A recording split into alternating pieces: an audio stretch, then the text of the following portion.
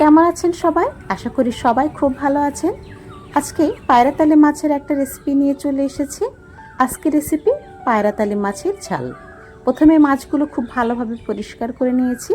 এখন এর মধ্যে দিয়ে দিচ্ছি হাফ টি স্পুন লবণ আর দিচ্ছি হাফ টি স্পুন হলুদের গুঁড়ো। এবার এই লবণ ও হলুদের গুঁড়ো মাছের গায়ে খুব ভালোভাবে মিশিয়ে নেব।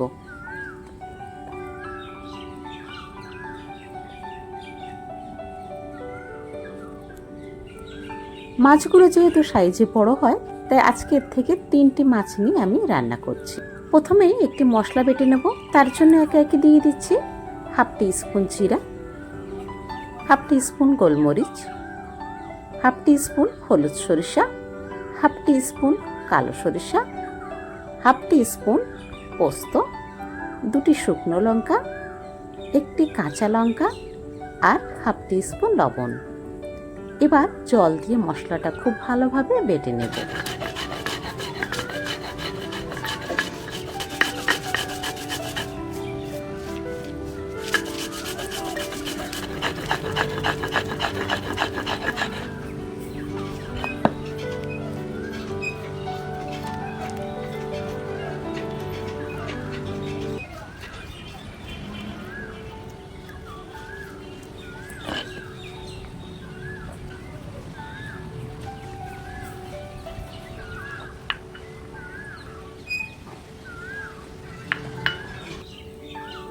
এবার ফ্রাইং প্যানের মধ্যে 70 ml সরিষার তেল দিয়ে দিচ্ছি। তেলটা বেশ গরম হয়ে গেছে। এখন মাছগুলো একে একে তেলের মধ্যে দিয়ে দিচ্ছি।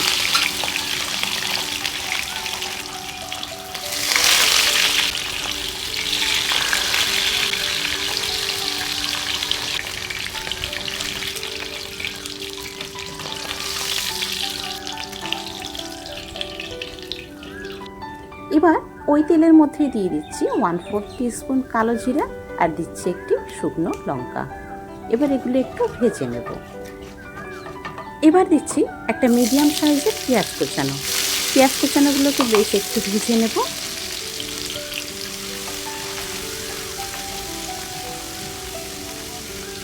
এখন দিচ্ছি 1 টিস্পুন আদা ও রসুন বাটা।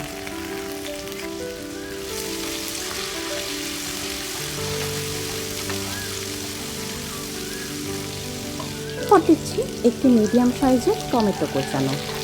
এবার সবটা খুব ভালোভাবে কষিয়ে নেব।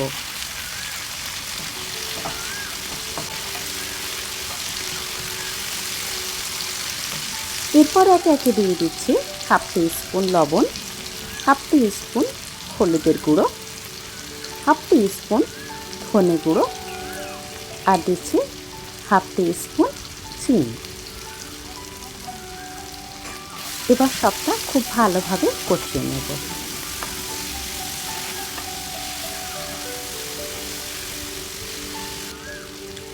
বেটে রাখা মশলাটা এখন দিয়ে দিচ্ছি। এবার সবটা খুব ভালোভাবে কষিয়ে নেব।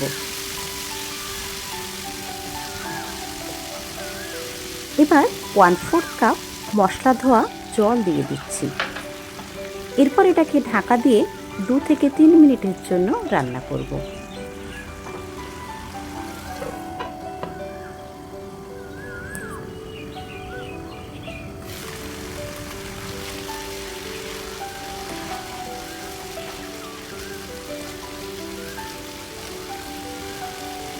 এখন 1.5 কাপ মতো জল দিয়ে দিচ্ছি।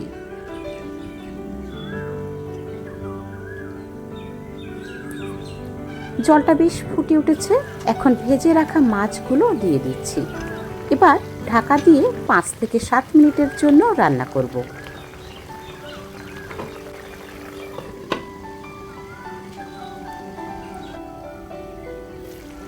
সবশেষের মধ্যে দিয়ে দিচ্ছি ধনেপাতা কুচি আর দিচ্ছি 2টি কাঁচা লঙ্কা। এবার ঢাকা দিয়ে লো ফ্লেমে 2 থেকে 3 মিনিটের জন্য রান্না করব।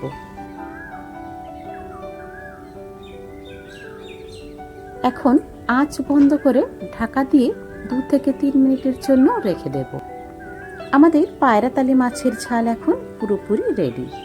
আমি এবার এটাকে সার্ভ করে দিচ্ছি। আজকের রান্না এই পর্যন্ত। পরের কোনো রান্না নিয়ে আবারও খুব তাড়াতাড়ি চলে আসব। ততদিনের জন্য সবাই খুব ভালো থাকুন, সুস্থ থাকুন, আনন্দে থাকুন।